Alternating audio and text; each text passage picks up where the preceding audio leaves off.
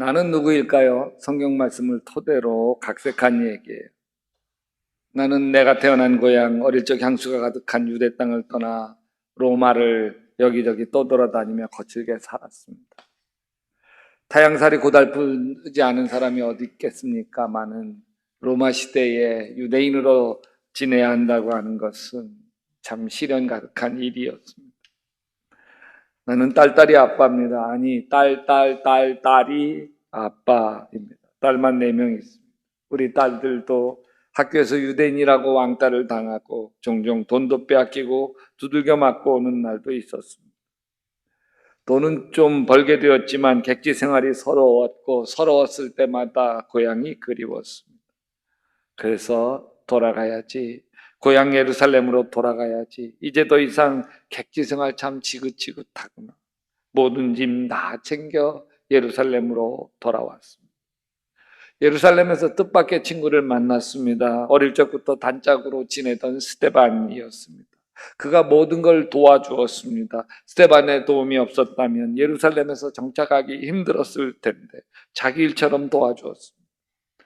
어느 날 스데반이 어디로 가자고 했습니다. 무작정 끌려가 보니 거기에 베드로와 요한이 있는 교회, 예루살렘 교회였습니다. 이분들을 만나면서 내 인생이 완전히 달라졌습니다. 성전 민문에 앉은 뱅이를 예수님의 이름으로 벌떡 일으켜 세우는 것도 보았고, 베드로 사도가 설교하면 3,000명, 5,000명이 막 회개하는 것도 보았습니다. 예루살렘 교인들은 다 천사와 같았습니다. 내 것 내 것이 없었습니다. 자기의 땅도 팔고 집도 팔아서 사도 발 앞에 내려놓고 그것을 서로 없는 이들 나누면서 살았습니다. 정말 베푸는 일에 안달이 난 사람들처럼, 나누어주고 싶어 미칠 것 같은 사람들처럼 그렇게 우리들은 천사였습니다. 그래서 객지에서 유대인이라고 멸시받고 천대받았던 모든 상처가 다 아물었습니다. 걸어다녀도 공중에 붕 떠다니는 것 같았습니다. 입에서 찬양이 저절로 나왔습니다. 나는 교회를 위해 모든 열정을 다 쏟아부었습니다. 여기가 천국이었습니다. 우리 헬라파와 저쪽 히브리파가 서로 갈등을 했던 작은 아픔도 있었지만 히브리파 교인들이 무조건 회개하고 무조건 다 양보하면서 정말 감동적으로 모든 문제가 풀렸습니다. 그리고 이때 7 집사를 세울 때 단짝이던 스데반과 함께 나도 7 집사 중에 하나가로 뽑혔습니다. 믿음과 성령이 충만한 사람 7명이 뽑혔는데 사도행전 6장 5절에 그 명단이 기록되어 있습니다. 맨 먼저 내 친구 스데반 이름이 나오고 바로 뒤를 이어 나온 이름이 바로 저입니다. 우리는 단짝이니까요. 저는 누구일까요? 누구? 누구? 네. 그새 찾아봤어요. 내 딸 아빠 7 집사 중에 하나 스데반 뒤에 나오는 이름 빌립입니다. 내 친구지만 스데반은 정말 훌륭했습니다. 그 친구에 비해서 난 너무 부족했습니다. 스데반은 참 진실하고 따뜻한 사람이었을 뿐만 아니라 하나님이 주신 능력도 충만했습니다. 스데반은 은혜와 능력이 충만해서 백성 가운데서 놀라운 일과 큰 기적을 행하고 있었다. 언변도 탁월해서 복음을 전하면 당해낼 자가 없습니다. 그러나 스데반의 지혜와 성령으로 말하므로 그들은 스데반을 당해낼 수가 없었다. 그런데 어느 날 갑자기 스데반이 모함을 받고 모세와 하나님을 모독했다고 하는 엄청난 누명을 뒤집어 썼습니다. 그리고 그 자리에서 돌로 처형되어서 처참하게 피 흘리며 죽었습니다. 정말 어느 날 갑자기였습니다. 손쓸 틈이 없이 일어난 비극이었습니다. 스데반의 시신을 부여안고 얼마나 울었는지 모릅니다. 경건한 사람들이 스데반을 장사하고 그를 생각하며 몹시 통곡하였다. 저는 제 인생의 전부를 잃은 슬픔이 밀려왔습니다. 그런데도 슬퍼할 겨를이 없었습니다. 스데반을 돌로 쳐 죽이던 주모자 사울이 교인 집을 샅샅이 수색하며 예수 믿는 교인들을 끌어다가 감옥에 쳐넣기 시작했기 때문에 머뭇거리다가는 스데반처럼 잡혀 처형당해야 했습니다. 말할 수 없는 박해가 예루살렘 교회에 밀어닥쳤습니다. 그날에 예루살렘에 있는 큰 교회에 큰 박해가 있어 사도 외에는 다 유대와 사마리아와 모든 땅으로 흩어지니라. 일단 간단한 집만 꾸린 채 야밤에 서둘러 예루살렘을 떠나야 했습니다. 지긋지긋한 객지 생활이 다시 시작되었습니다. 언제 다시 돌아올지 기약도 없는 떠돌이 생활이 시작되었습니다. 하나님, 어찌된 일입니까? 저는 하나님이 이해가 안 됐습니다. 왜 갑자기 이런 불행이 몰아닥쳐왔는지 이해할 수가 없었습니다. 이렇게 하나님께 묻고 싶었습니다. 하나님, 도대체 우리에게 왜 이러십니까? 더 이해가 안 되는 건 하나님이 보여주신 이중적인 태도입니다. 하나님이 스데반에게 보여주신 태도와 베드로 사도에게 보여준 태도가 정반대였습니다. 사도 베드로가 옥에 갇혔을 때 예루살렘 교인들이 간절히 기도했습니다. 간절한 기도에 천사가 내려와 역사하기 시작했습니다. 호련히 주의 사자가 나타나 옥중에 광채가 빛나며 또 베드로의 옆구리를 쳐 깨워 이르되 급히 일어나라 하시니 쇠사슬이 그 손에서 벗어지더라. 천사가 베드로에게 신으라 하고 겉옷을 입고 따라오라 하면서 꺼내 주었습니다. 베드로는 하나님이 천사를 보내주셨습니다. 근데 왜 스데반에게는 천사를 보내주시지 않으신 건가? 베드로는 살려주시면서 왜 스데반은 살려주시지 않은 건가요?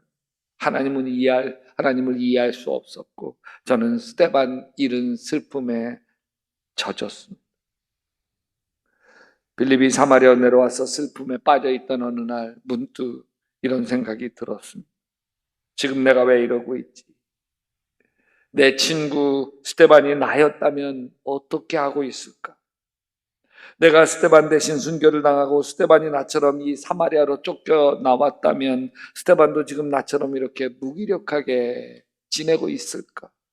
이런 질문을 나 자신에게 하게 되자 정신이 번쩍 들었습니다. 스데반은 나처럼 하나님을 원망하고 슬픔과 비통에 젖어 있지 않을 것이기 때문입니다.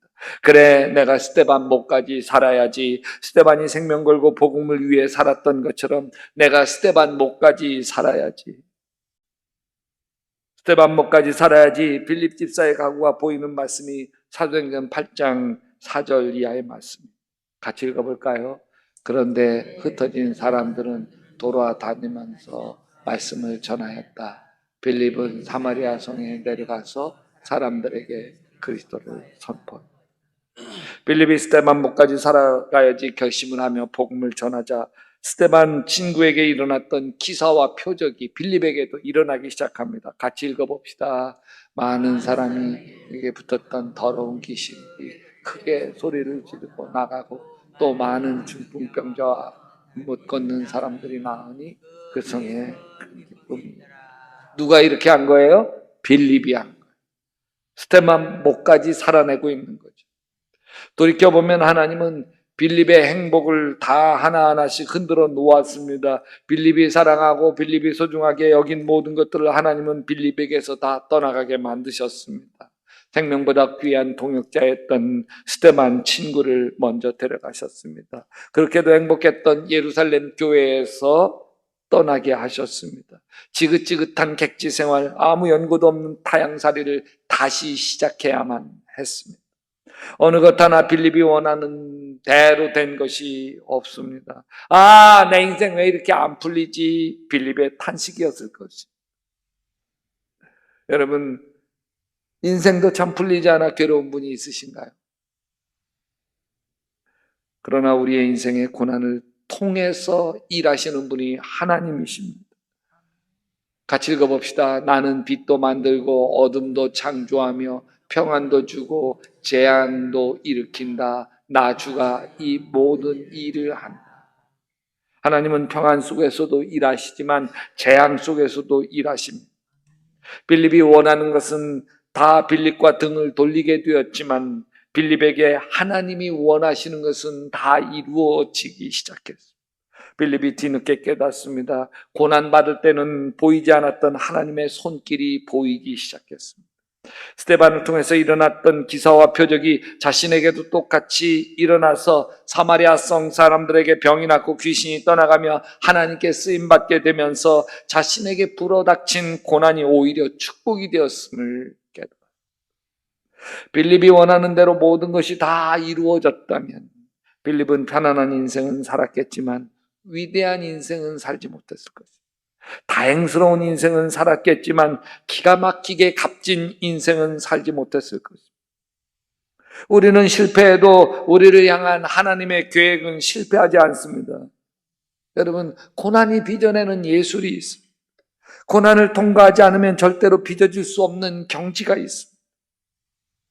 여러분 인생에서 눈물겹게 그렇게 겪어야 했던 고난이 있을 것입니다. 이 고난을 통해 하나님이 어떻게 일하셨는지 여러분이 헤아리고 찾아볼 수 있게 되시기를 주님의 이름으로 축원합니다. 빅터 프랭클 박사는 이런 유명한 말을 합니다. 고난 속에서 포기한 사람에게 고난은 저주이지만 고난에서 의미를 발견한 사람에게 고난은 놀라운 축복이다.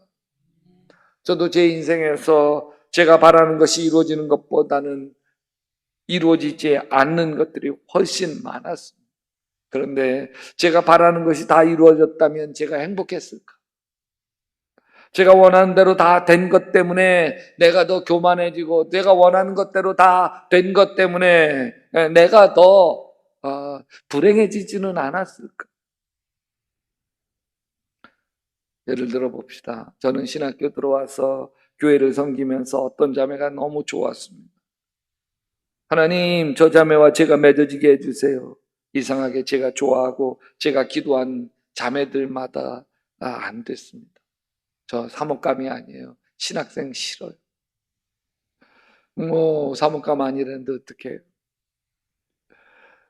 이 여자도 안 되고 저 여자도 안 될 때마다 이게 짝사랑의 시련의 상처들을 안고 혼자 괴로웠습니다. 지금 생각해보면 그때 그 자매들이 안 된 게 너무 감사합니다. 다 안 되게 하시고 마지막 허락하신 여인이 지금 제 아내입니다. 내가 원하는 여인 안 되게 하시고 하나님 계획하신 여인 되게 하시니 얼마나 큰 축복입니까? 내 뜻대로 되지 않고 지금 붙들고 있던 행복조차 거두어 가시고 말할 수 없는 고통 겪고 있어도 하나님 바라보시기를 주님의 이름으로 축원합니다. 하나님 자녀인 우리에게는 모든 고통은 다 우리를 깨뜨리시고 우리를 위대하게 빚어가시는 하나님의 손길이시기 때문입니다. 말씀 페스티벌 김관성 목사님이 두식 짝지라고 하면서 서로에게 이렇게 이야기하게 한번 두식 짝져봐요.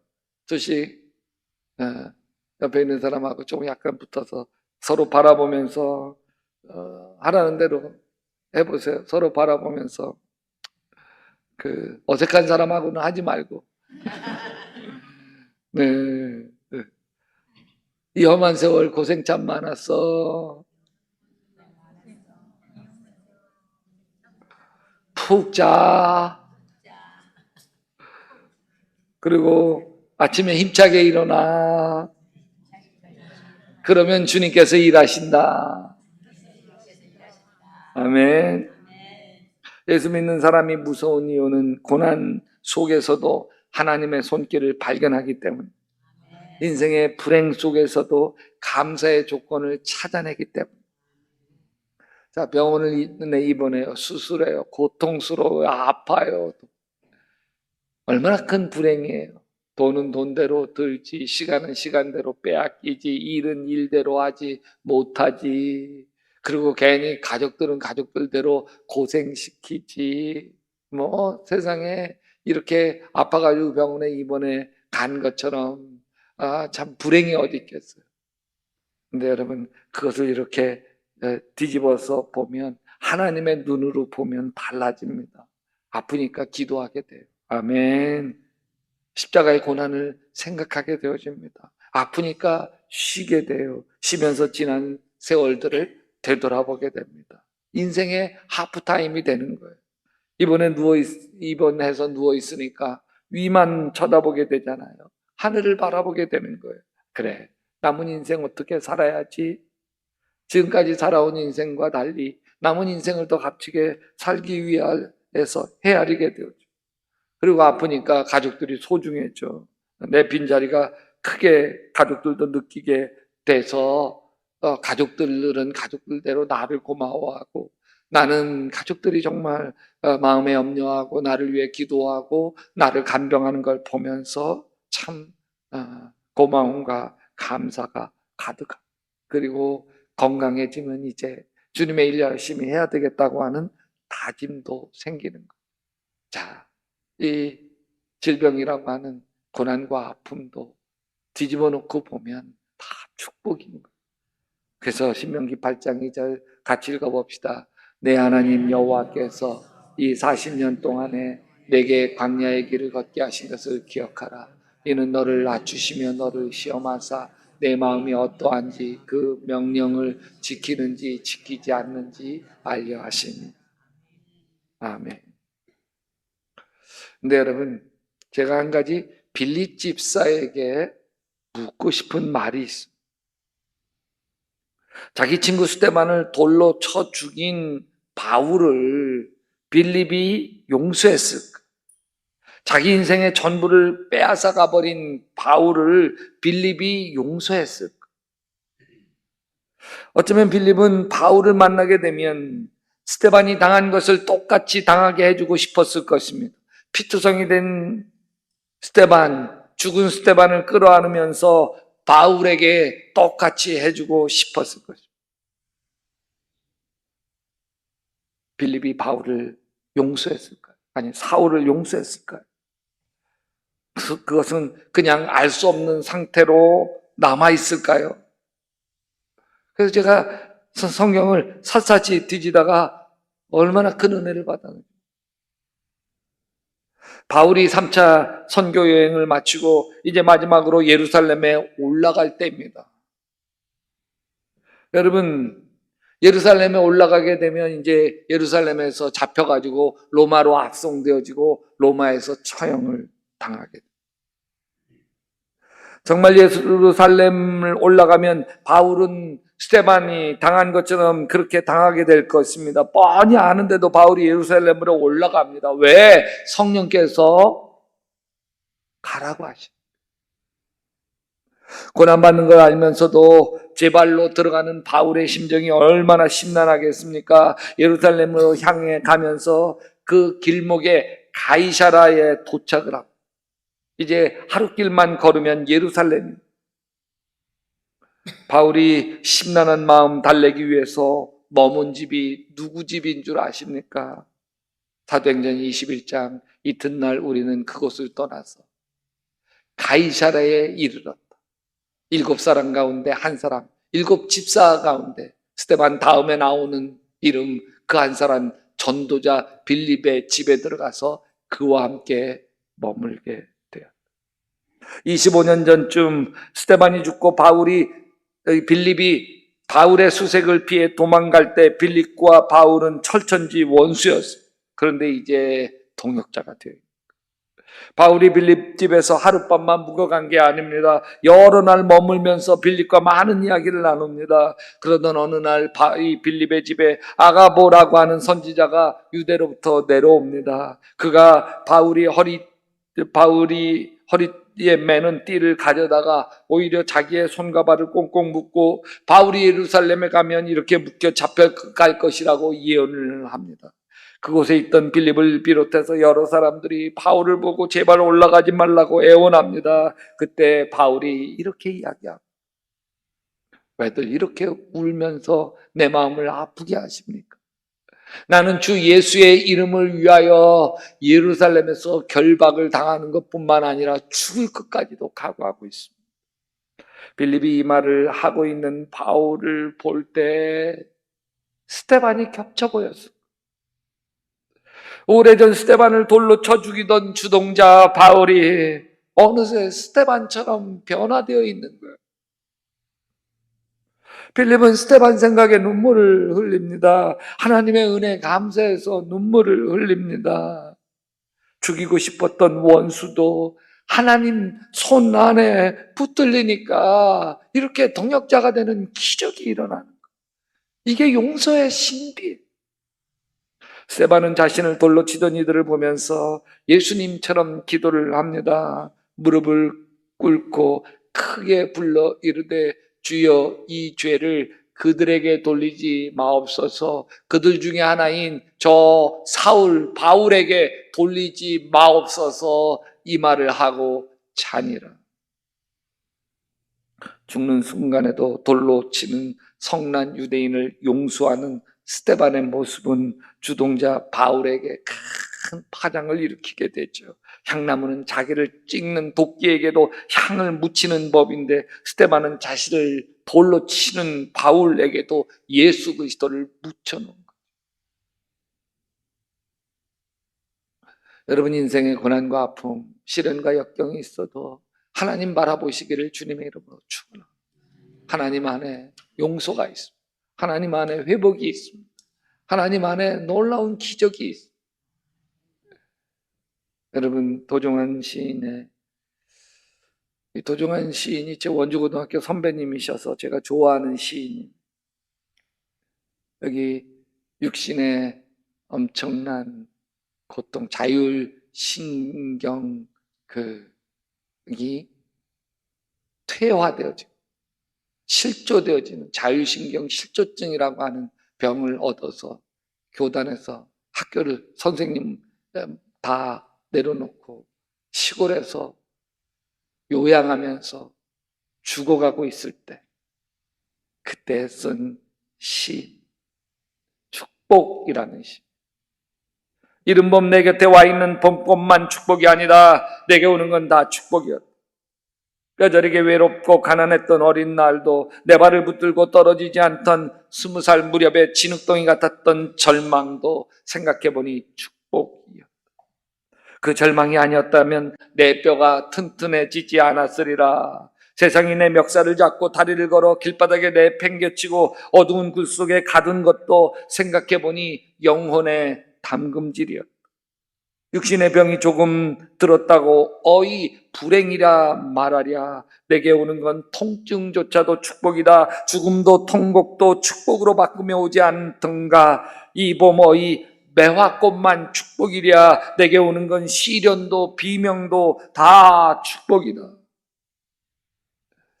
여러분 이렇게 고백하던 이 도종환 시인은 그 질병을 이겨냅니다. 그리고 국회의원이 되고 그리고 문화체육부 장관이 되어지고 그래서 평창 올림픽을 성공적으로 이끌어내는 장관이 됩니다. 여러분 고난도 축복이라고 고백하시기를, 그럴 수 있는 믿음의 눈이 확 열리시기를 주님의 이름으로 축원합니다.